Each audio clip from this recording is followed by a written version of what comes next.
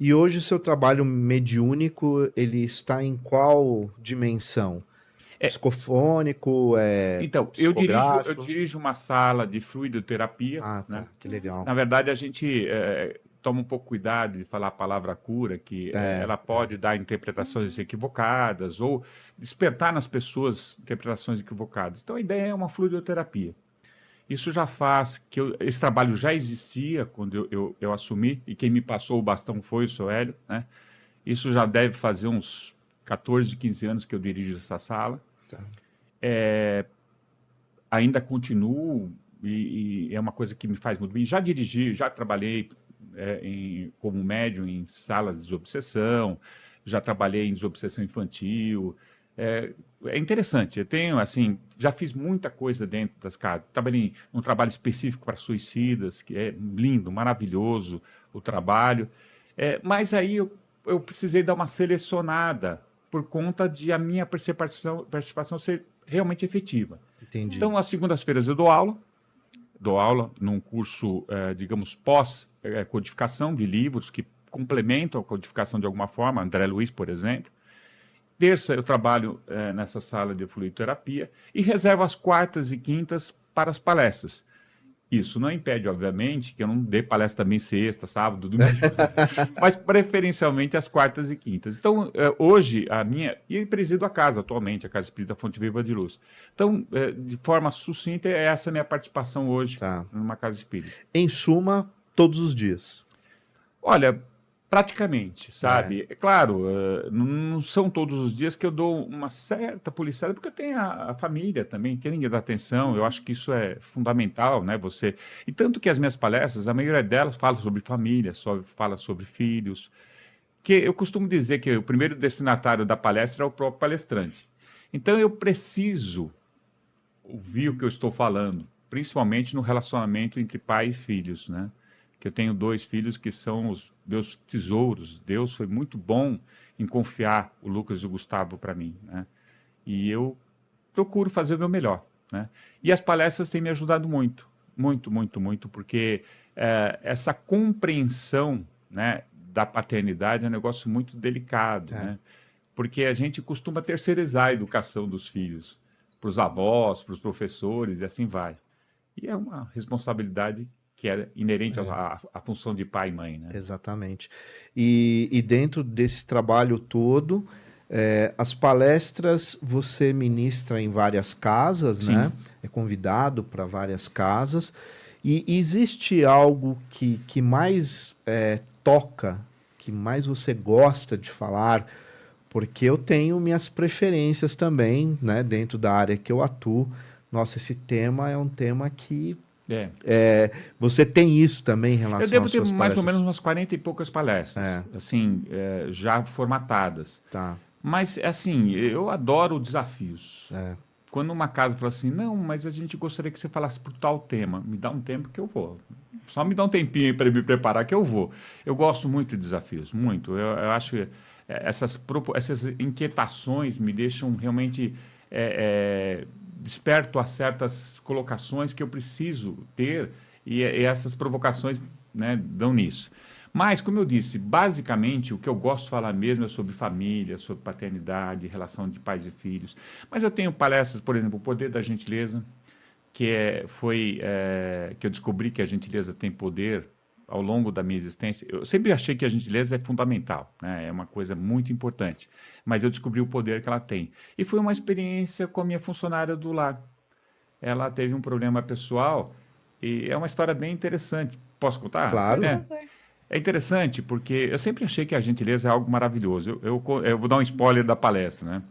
E aí a Jo, que precisou ir para o Nordeste agora cuidar da mãezinha dela, ela estava com um problema sério jurídico.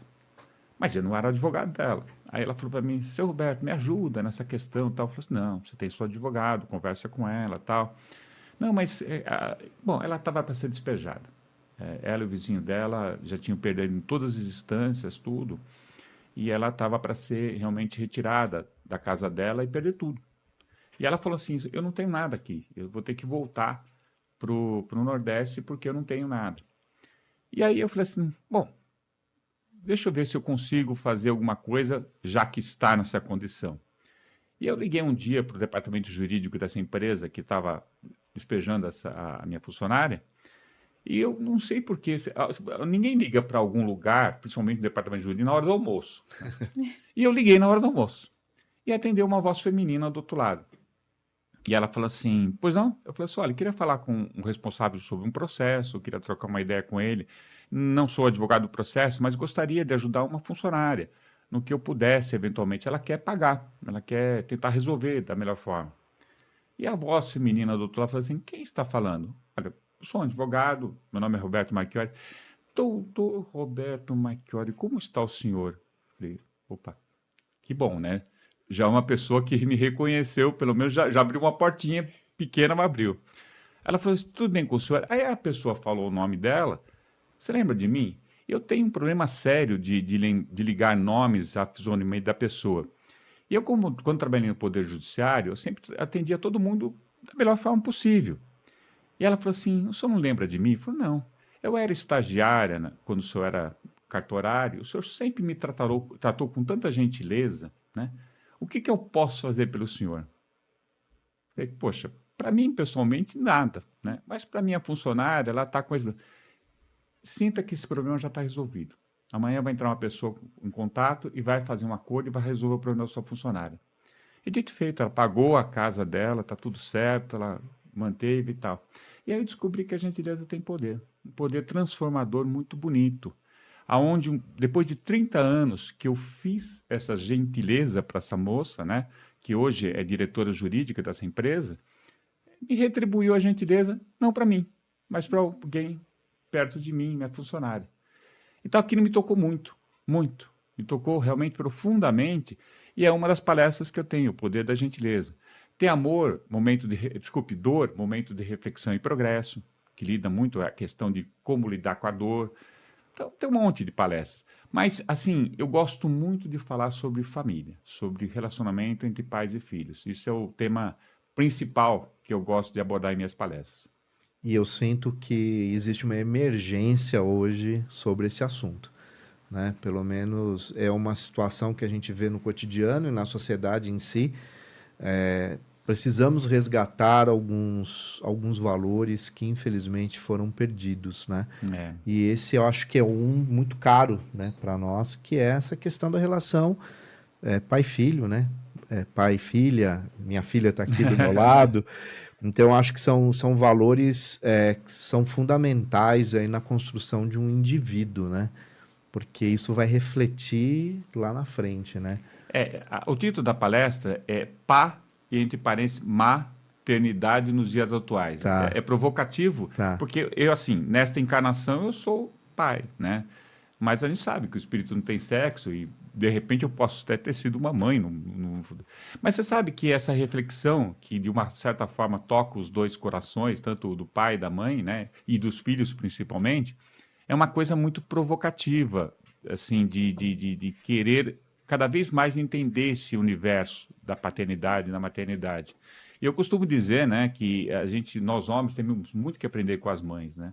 Porque a mãe, ela meio que coloca em prática realmente esse amor que o Cristo nos passou de uma maneira um pouquinho mais intensa que a gente. A gente está aprendendo ainda a lidar com esse negócio do amor.